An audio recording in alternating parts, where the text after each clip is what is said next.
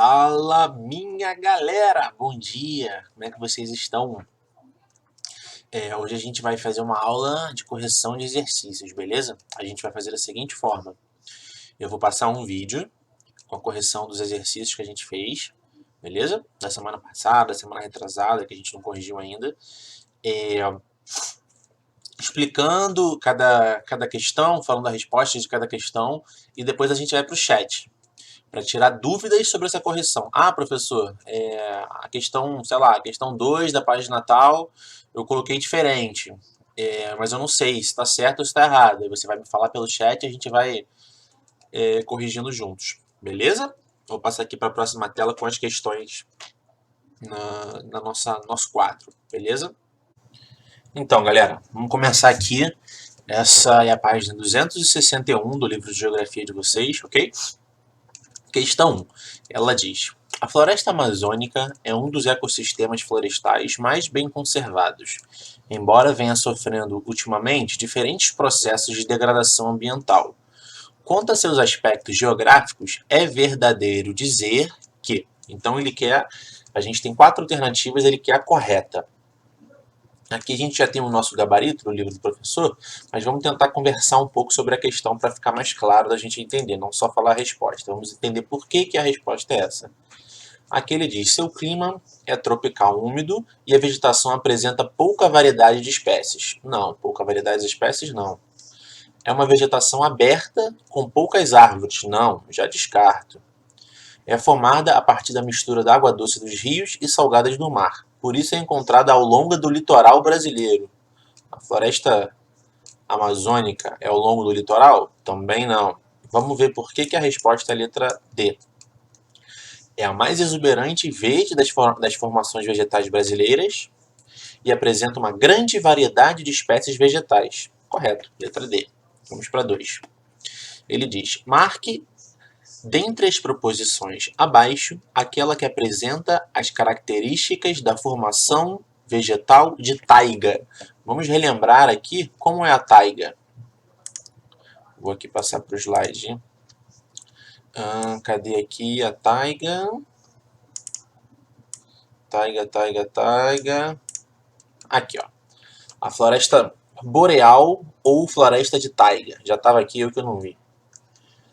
Também conhecida como taiga ou floresta de coníferas. Ocorrem em regiões de clima frio e são encontradas apenas no hemisfério norte. E são essas vegetações como se fosse a árvore de Natal. Beleza? Vamos voltar aqui. Formada por arbustos e cactáceas, como se fossem cactos. Não. Formada por carvalhos e sequoias. Também não. Constitui-se num tapete de ervas que só aparece no verão? Também não. Extremamente homogênea, ou seja, a maioria das árvores iguais, uma igual à outra, e constituída por coníferas, pinheiros. Olha só, coníferas, pinheiros. Então, letra D. Ok? Questão 3. A paisagem é marcada pela presença de vegetação rasteira, com líquens e musgos, e animais adaptados a temperaturas extremamente frias, como a rena e o urso polar. Os verões são frios e curtos, mas os dias de verão são longos. Nesta estação, a vegetação cresce, floresce e frutifica rapidamente. O bioma a que se refere esse texto é constituído de... Quando ele fala aqui, ó, a paisagem é marcada pela presença de vegetação rasteira com líquens e musgos. Vamos dar uma olhada aqui, ó, na tundra. Aí, ó, vegetação bem rasteira com líquens e musgos. Viu? Durante a maior parte do ano, o solo da tundra permanece coberto de gelo, porém no verão ocorre o descongelamento parcial do solo e apesar da baixa biodiversidade, a vegetação ganha vida e as paisagens ficam muito coloridas, ou seja, muito frio lá. Então, aqui a letra B de bola, tundra. Vamos para questão 4. Dentre as proposições abaixo, marque a que indica a formação vegetal típica de climas tropicais, com uma estação seca bem definida e que se constitui basicamente de arbustos e plantas rasteiras, com a presença de poucas árvores. Então, olha só. A tundra, ela tem poucas árvores? Não. A floresta temperada tem muitas árvores? Tem muitas árvores, então não pode ser. Pradarias.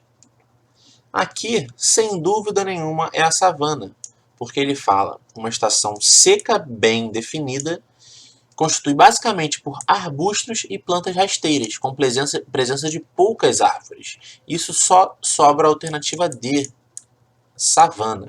Ok? Vamos aqui para a página, para a próxima, que é a 262. Ele diz: analise a seguinte descrição geral de um tipo de vegetação. Então esse texto aqui está descrevendo um tipo de vegetação, ok. Ocorre em climas com períodos frios e quentes bem marcados, ok.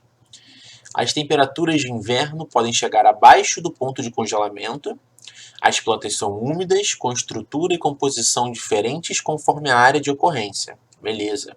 A queda das folhas nas estações secas equilibra as plantas para que elas, transpirando menos, consigam atravessar o período de escassez de água. Ou seja, quando está muito frio, né, e seco, ela cai as folhas para perder menos água e ela conseguir passar pela estação seca. É uma estratégia. É uma das vegetações mais destruídas do mundo. Vamos ver qual é. É a floresta temperada. Não pode ser a pradaria, não pode ser a vegetação desértica, porque aqui ele fala de frio e quente bem marcado com uma estação muito seca, já não pode ser. Não pode ser a savana tropical e não pode ser a floresta boreal. Só sobra a floresta temperada. Beleza? Questão número 6. Ele diz aqui, ó. No mapa abaixo estão indicadas áreas que apresentam o mesmo ambiente natural. Marque a alternativa que indica corretamente o seu nome. Olha só. Essa área aqui, que fica o que aqui? O deserto do Saara. Essas áreas aqui, todas essas áreas laranjas, aqui, ó, são consideradas florestas tropicais? Aqui no Polo Sul, floresta tropical? Não. Vegetação mediterrânea? Não. Tundra? Também não. Deserto? Sim, deserto. Aqui embaixo é deserto, deserto quente? Não. Deserto tem principalmente a ver com disponibilidade de água, local seco, ok? Todos esses locais com baixa disponibilidade de água líquida são considerados locais desérticos, ok? E todas essas imagens aqui do mapa mostram esses locais com essa característica desértica, beleza? Vamos para a próxima. 7. Estabeleça a associação correta entre os climas e as formações vegetais abaixo apresentadas. Então aqui do lado esquerdo ele fala o clima, do lado direito ele fala o tipo de vegetação e a gente tem que fazer a associação, ok? Clima temperado continental. Qual é o tipo de vegetação presente no clima temperado continental? Justamente a taiga. No clima equatorial, qual é? A floresta equatorial, obviamente. No tropical semiárido, qual seria? A caatinga, né? Que é uma vegetação típica de locais mais secos, ou seja, locais semiáridos. Aqui o polar é a tundra, ok? E o tropical semiúmido é a savana, beleza? Fica aí simples da gente conseguir marcar. Aqui ele diz na 8, use as dicas a seguir para encontrar o nome da vegetação nativa no caça-palavra, aqui que ele chama de diagrama. Ele diz, não apresenta árvores em sua composição, antes gramíneas e plantas baixas, ou seja, tem mais gramíneas e plantas baixas. Que tipo de vegetação seria essa? Vamos ver aqui no nosso slide. Olha só, não tem árvores, a tundra não tem árvores na sua vegetação, só gramíneas e planta baixa. Então, cadê? Tá aqui. Então aqui é a tundra, que já achamos. É caracterizado por apresentar árvores com formatos de cone, que suportam baixas temperaturas. É a taiga, olha só. Cadê? A taiga, a taiga, a taiga. Aqui, olha. Que é a mesma coisa que floresta boreal, também conhecida como taiga. Olha só o formato das árvores, beleza? Domínio conhecido como pluvial, detém volumes de chuvas superiores a 2.000 metros cúbicos anuais. É o equatorial. Floresta que possui a maior biodiversidade do planeta é a floresta amazônica, obviamente. Beleza? A questão 9. Para responder as perguntas, leia o texto que segue. Aí ele fala aqui: aplica-se tradicionalmente ao conjunto paisagístico do sertão nordestino do Brasil um importante espaço semiárido da América do Sul. Em um país que com predominância de climas tropicais úmidos e subúmidos. A que vegetação nativa refere-se o texto? Ele está falando aqui do espaço semiárido. E a gente sabe que o espaço semiárido tem a vegetação característica chamada caatinga, ok? Aqui a gente viu aqui em cima um semiárido fazendo correspondência com a caatinga, aqui é a mesma coisa. Aí ele pergunta: essa vegetação, devido às suas características principais, pode ser comparada a que outro tipo de vegetação? Vamos ver aqui, ó. As estepes, que é bem característico da vegetação da caatinga, com pouca disponibilidade de água, com vegetação arbustra. São pequenos tipos de vegetação, são os arbustos, beleza? Então aqui a caatinga pode ser comparada à estepe, beleza? Aí aqui na letra C.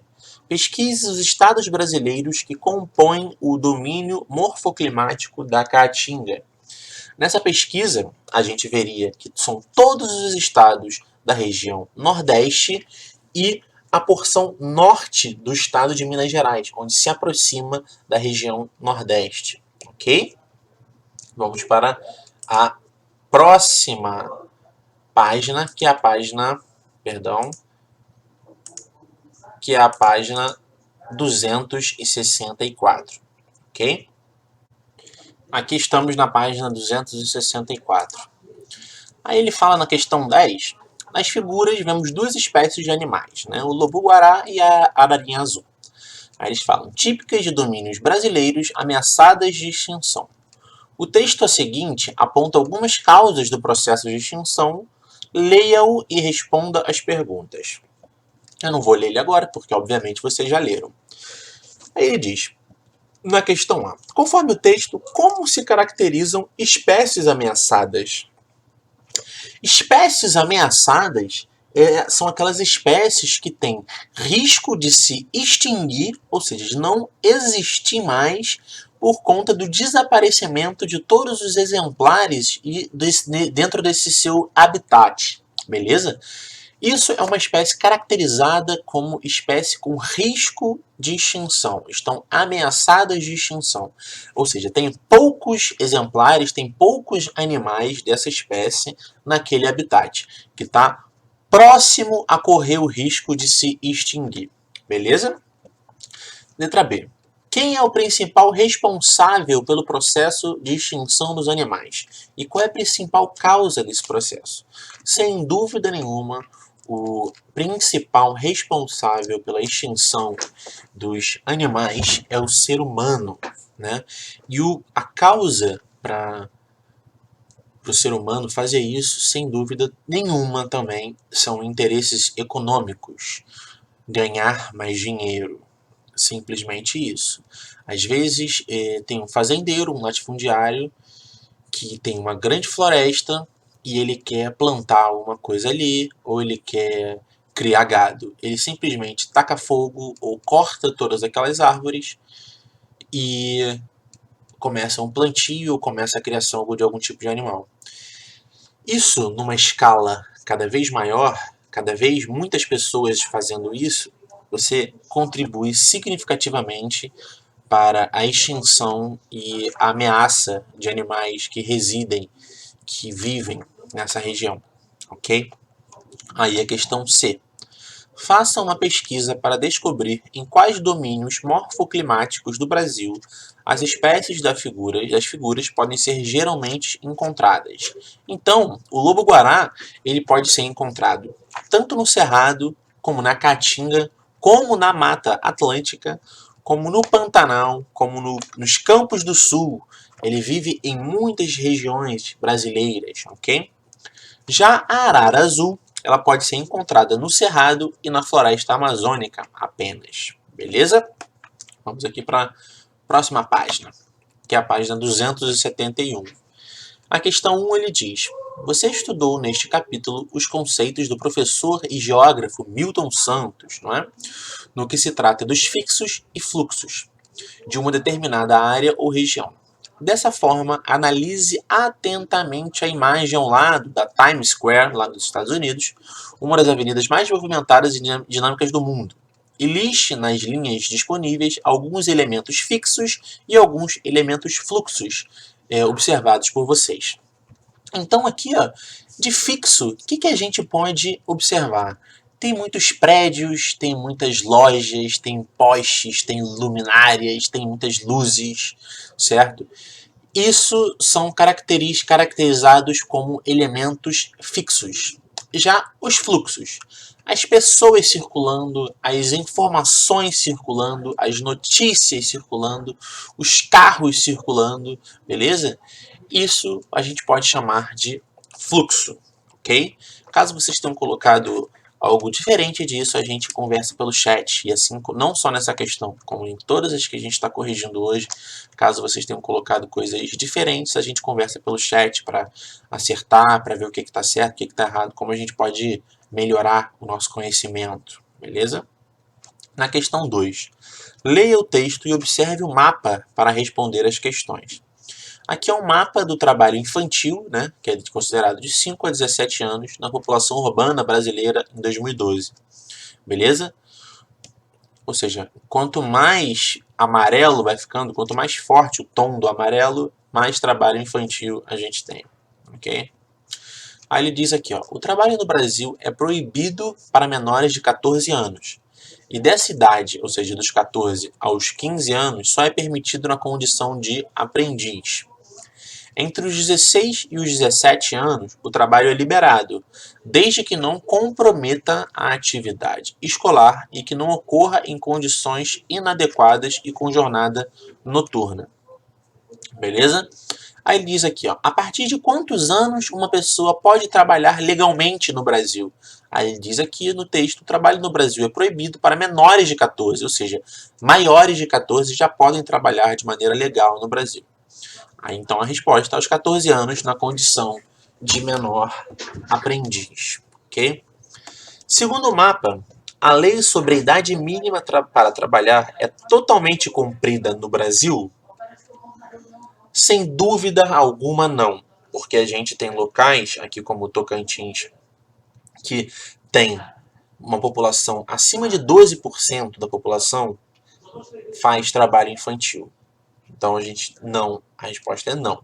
A lei do trabalho infantil não é cumprida no Brasil, né? Aí a resposta aqui do nosso gabarito é não. O mapa revela que em todo o país, crianças e jovens a partir dos 5 anos de idade trabalham de alguma forma.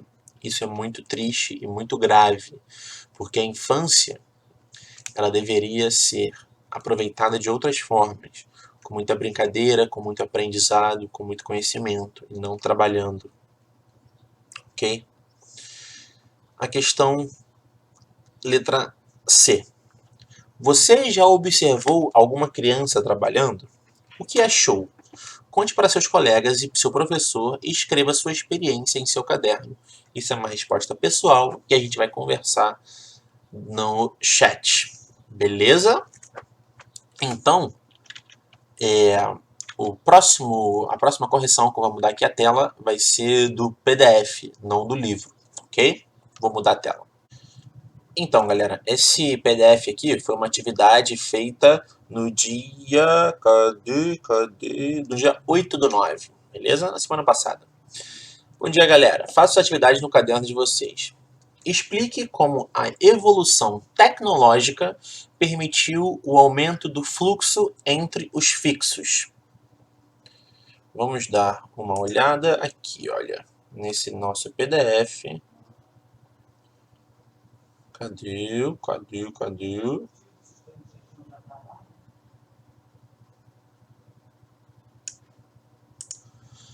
Os elementos fixos e fluxos, né? Eu digo aqui, ó, que segundo Milton Santos, o espaço geográfico é composto por elementos fixos e elementos fluxos, né? Sendo os elementos fixos se referindo a estruturas físicas, como as casas, praças, aeroportos, etc. E esse conjunto de fixos fazem com que existam os fluxos entre eles, como, por exemplo, pessoas circulando de casa para um parque ou indo para o trabalho. Informações e dinheiro também fazem parte da circulação e também são caracterizados como os fluxos. Aí eu digo, com a evolução tecnológica, os fluxos são cada vez mais volumosos e rápidos. E a pergunta é justamente essa: como a evolução tecnológica permitiu o aumento desse fluxo entre os fixos? É muito simples. Se eu digo que dinheiro circulando, pessoas circulando e informações circulando fazem parte dos fluxos, quanto mais tecnologia a gente tiver que permita a circulação tanto de dinheiro, como é o exemplo dos bancos, que a gente consegue fazer uma transferência daqui para o outro lado do planeta em segundos, como é o exemplo da internet, que a gente consegue passar uma informação ou receber uma informação lá do Japão, quase que ao vivo, ou ao vivo. Quando eu falo de aviões fazendo voos sobre o oceano, que eu consigo chegar do outro lado do mundo, às vezes em poucas horas, em 20 horas eu estou no Japão, esse aumento tecnológico, essas invenções tecnológicas fazem com que os fluxos sejam cada vez maiores, certo? Então, quanto mais tecnologia a gente tiver, mais é intenso o fluxo entre esses fixos a qual nos referimos, beleza? Vamos para a questão 2.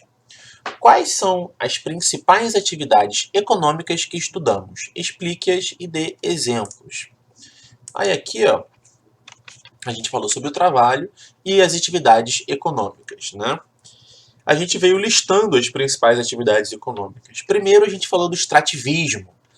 Aí eu não vou ficar lendo aqui tudo que a gente já falou, mas aqui nesse slide, nessa videoaula do dia 8, a gente tem todas as respostas, né? E vamos tirar dúvidas pelo chat também. Uma das principais atividades econômicas, o extrativismo. A outra, a agropecuária, tem que estar nessa resposta também, explicando como que ela funciona. A indústria também. O comércio também. E a prestação de serviços. Okay? Essas são as principais atividades econômicas a qual se refere a pergunta. Vamos para a próxima. Explique o que é a divisão social do trabalho. Essa é muito simples. Eu falo aqui, ó, de divisão social e territorial do trabalho. Basicamente, é a seguinte questão. Existem vários tipos de pessoas trabalhando com diferentes áreas, ok? Para que a sociedade ela funcione de maneira plena, eu preciso de engenheiros, eu preciso de professores, eu preciso de lixeiros, eu preciso de cozinheiras, eu preciso de muitas profissões, muitas marceneiras, pedreiros, pessoas que consertam o computador, eu preciso de faxineira, eu preciso de diversos tipos de trabalho. E essa sociedade dividida em grupos de trabalhadores, com cada um exercendo as suas funções, é o que a gente chama de divisão social do trabalho. É como a sociedade se divide para exercer os diferentes trabalhos, ok? E já adiantando a próxima questão que ele pergunta, explica o que é a divisão territorial do trabalho, é exatamente a mesma coisa, só que não é divisão entre as pessoas, ou grupos de pessoas, e sim a divisão entre os territórios, ou seja, os espaços, os locais. cada espaço, cada território, cada lugar, ele vai ser responsável por um tipo de atividade econômica. Tem locais, como por exemplo a Ilha do Governador, a gente não encontra muitas indústrias na Ilha do Governador, certo? Mas, em contrapartida, a gente encontra muito prestação de serviço e comércio, né? E isso já nos responde a próxima questão. Quais são as principais atividades econômicas presentes na Ilha do Governador? Sem dúvida nenhuma, a prestação de serviço e o comércio. A gente não vê uma imagem como essa aqui na Ilha do Governador, com muitas indústrias, beleza? As principais são prestação de serviço e comércio, ok? Então a gente terminou aqui a nossa correção de exercícios e agora a gente vai para a segunda parte dessa correção, que é tirar as dúvidas pelo chat, ok? Um abraço aí, galera, e muito obrigado aí por assistirem.